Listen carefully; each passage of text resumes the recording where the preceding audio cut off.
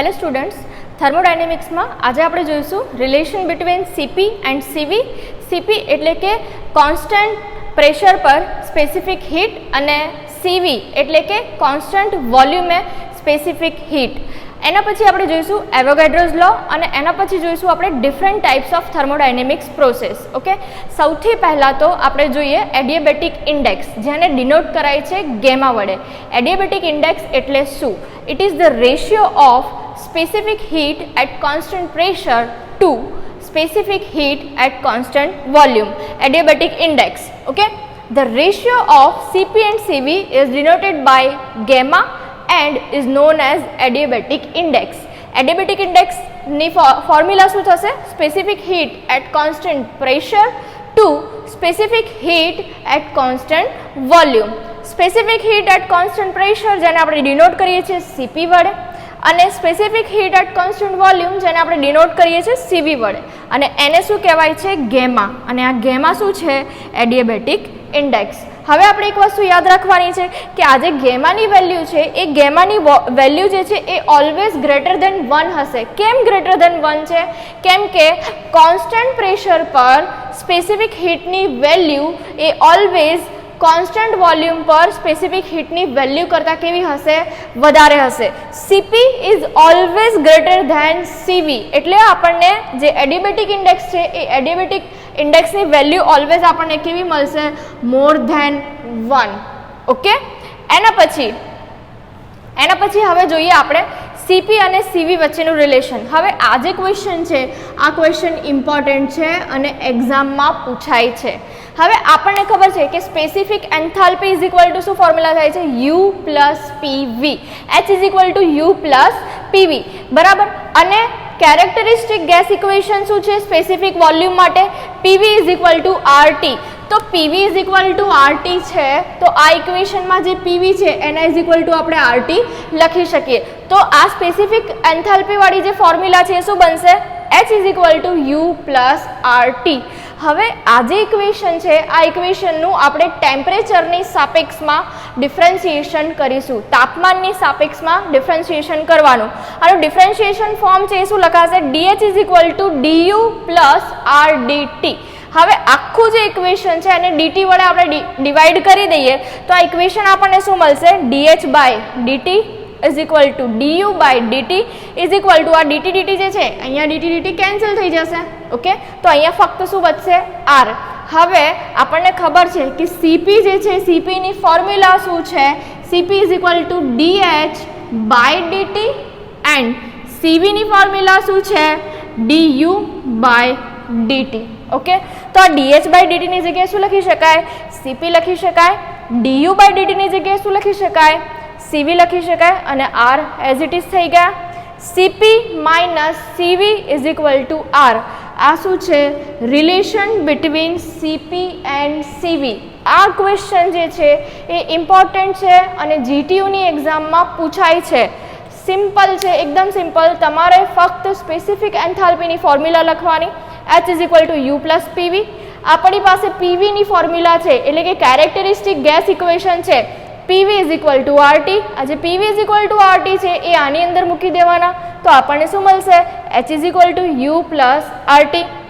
હવે આ જે ઇક્વેશન છે આ ઇક્વેશનને આપણે ટેમ્પરેચર તાપમાનની સાપેક્ષમાં શું કરી દેવાનું? એનું વિકલન કરી દેવાનું, બરાબર. Differentiate this equation with respect to temperature. DH is equal to DU plus RDT. હવે જે ઇક્વેશન છે એને DT વડે ડિવાઈડ કરી દો તો DH by DT is equal to DU by DT plus R. હવે DH by DT is equal to શું છે? Specific heat at constant pressure and DU by DT શું છે? Specific heat at constant volume, જેને કહીએ છીએ આપણે CV plus R.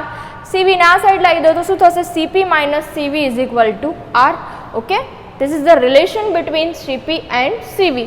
હવે આપણે જોઈએ આ જે R છે આ R કોન્સ્ટન્ટ છે, બરાબર. Cp અને CV પણ કોન્સ્ટન્ટ છે અને બધાના યુનિટ શું છે? સેમ છે.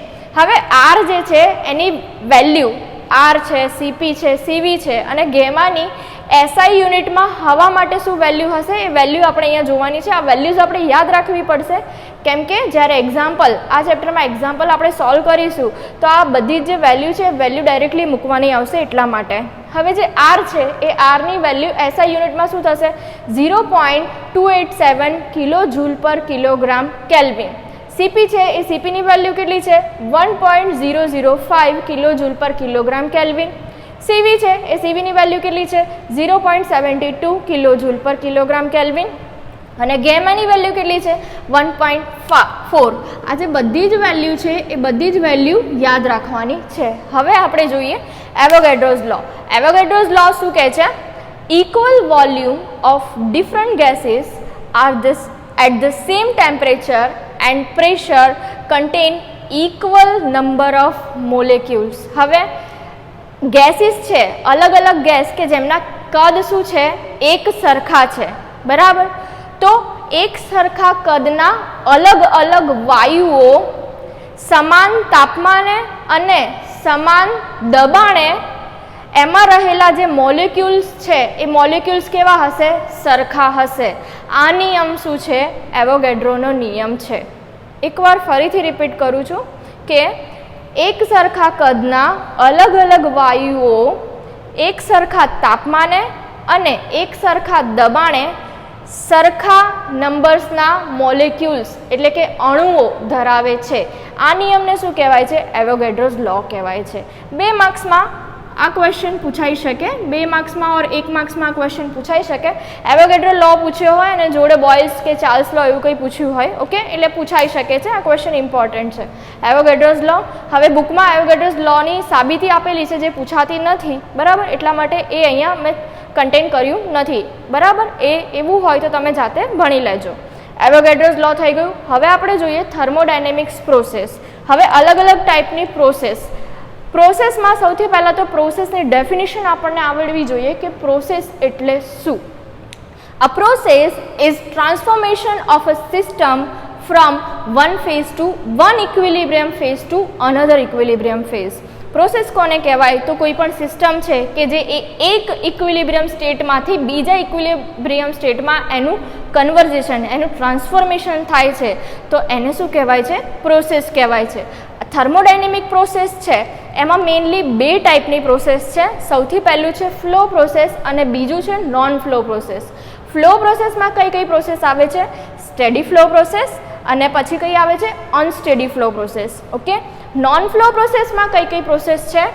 Constant volume process, constant pressure process, constant temperature process, adiabatic process, throttling process અને પોલિટ્રોપિક પ્રોસેસ. હવે કોન્સ્ટન્ટ વોલ્યુમ પ્રોસેસ છે એને આઇસોકોરિક પ્રોસેસ પણ કહેવાય અને કોન્સ્ટન્ટ પ્રેશર છે એને આઇસોબેરિક પ્રોસેસ પણ કહેવાય. હવે આ બધા પ્રોસેસની આપણે ડેફિનેશન જોઈ લઈએ. સૌથી પહેલાં તો ફ્લો પ્રોસેસ કોને કહેવાય? તો ફ્લુઇડ જે છે, ફ્લુઇડ છે અથવા તો ગેસ છે, જ્યારે સિસ્ટમમાંથી એન્ટર થતું હોય અને સિસ્ટમમાંથી બહાર નીકળી શકતું હોય તો એવી જે પ્રોસેસ છે એને કઈ પ્રોસેસ કહેવાય છે? ફ્લો પ્રોસેસ કહેવાય છે, બરાબર. સિમ્પલ છે, કોઈ સિસ્ટમમાં ફ્લુઇડ જે છે એન્ટર થાય છે અને એક્ઝિટમાંથી બહાર નીકળે છે, તો આવી જે પ્રોસેસ છે એને શું કહેવાય છે? ફ્લો પ્રોસેસ કહેવાય છે. નોન ફ્લો પ્રોસેસ કોને કહેવાય છે? તો એવી સિસ્ટમ કે જેમાં ફ્લુઇડ જે છે એ અંદર આવી ના શકતું હોય ને એની એક્ઝિટ પણ ના હોય. મતલબ કે કોઈ ક્લોઝડ વિસલ છે અને એમાં આપણે ગેસ ભરેલો છે, ઓકે, અને એ જે ગેસ છે એમાં કોઈ બીજો ગેસ નવો એન્ટર થતો નથી અને જે વિસલની અંદરનું ગેસ છે એ બહાર આવતું નથી. તો એવી જે પ્રોસેસ છે એ કઈ પ્રોસેસ છે? નોન ફ્લો પ્રોસેસ છે. ફ્લુઇડ જે છે એ આપણું અંદર નવું કોઈ ફ્લુઇડ અંદર એન્ટર પણ નહીં થાય અને બહાર પણ નહીં આવે, એમાં જેટલું ફ્લુઇડ છે એ અંદર રહેશે, ઓકે. તો એ કઈ પ્રોસેસ છે? નોન ફ્લો પ્રોસેસ છે. હવે આપણે જોઈએ ફ્લો પ્રોસેસમાં steady flow process and unsteady flow process. Steady flow process કોને કહીશું? તો એવી પ્રોસેસ કે જેમાં જે પોઈન્ટ્સ છે દરેક પોઈન્ટ્સ આગળ સબસ્ટન્સની પ્રોપર્ટીઝ જે છે એ સબસ્ટન્સની પ્રોપર્ટી ચેન્જ ના થતી હોય તો એવી જે પ્રોપર્ટી છે એવી જે પ્રોસેસ છે એને શું કહેવાય છે? સ્ટેડી ફ્લો પ્રોસેસ કહેવાય છે. અને અનસ્ટેડી ફ્લો પ્રોસેસ કોને કહેવાય છે? તો દરેક પોઈન્ટ આગળ કોઈ પણ સબસ્ટન્સ છે, ગેસ છે કે ફ્લુઇડ છે, એની જે પ્રોપર્ટીઝ છે દરેક પોઈન્ટ્સ આગળ ચેન્જ થતી હોય તો એને શું કહેવાય? અનસ્ટેડી ફ્લો પ્રોસેસ કહેવાય. આ જે બધી પ્રોસેસ છે, constant volume, constant pressure, constant temperature, adiabatic process, throttling process અને પોલિટ્રોપિક પ્રોસેસ, આ બધી જ પ્રોસેસ આપણે આગળ ભણવાની છે. હવે આ 6 પ્રોસેસ જે છે એ 6 પ્રોસેસ આપણે આગળ જોઈશું, બરાબર. પણ કોન્સ્ટન્ટ વોલ્યુમ તમને ખબર છે, કોન્સ્ટન્ટ વોલ્યુમ કોને કહેવાય? તો જેમાં કદ અચળ રહેતું હોય. પ્રેશર કોને કહેવાય? કે જેમાં દબાણ અચળ રહેતું હોય. ટેમ્પરેચર કોને કહેવાય? કોન્સ્ટન્ટ ટેમ્પરેચર, જેમાં તાપમાન અચળ રહેતું હોય, બરાબર. એડિયાબેટિક કોને કહીશું? જેમાં એન્ટ્રોપી કોન્સ્ટન્ટ રહેતી હોય, બરાબર. થ્રોટલિંગ પ્રોસેસ આપણે આગળ ભણી ગયા છીએ. એન્ડ પોલીટ્રોપિક પ્રોસેસમાં આવશે PV⁻n = તો આ બધી જ પ્રોસેસ છે જે હવે આપણે આગળના લેક્ચર્સમાં જોઈશું. તો આજે આપણે કેટલું જોયું? આજે આપણે જોયું relation between CP and CV. એના પછી આ CP - CV = R ઇમ્પોર્ટન્ટ છે, પૂછાય છે. એના પછી આ R, CP, CV અને ગેમાની અલગ અલગ વેલ્યુઝ જોઈ. એના પછી આપણે જોયું એવોગાડ્રોઝ લો. ઓકે, એવોગાડ્રોઝ લો પણ ઇમ્પોર્ટન્ટ છે. અને એના પછી જોયું થર્મોડાયનેમિક્સ પ્રોસેસીસ. હવે નેક્સ્ટ લેક્ચરમાં આપણે અલગ અલગ જે થર્મોડાયનેમિક પ્રોસેસ છે એ બધી પ્રોસેસ 1 by 1 દરેક લેક્ચરમાં જોઈશું. Thank you.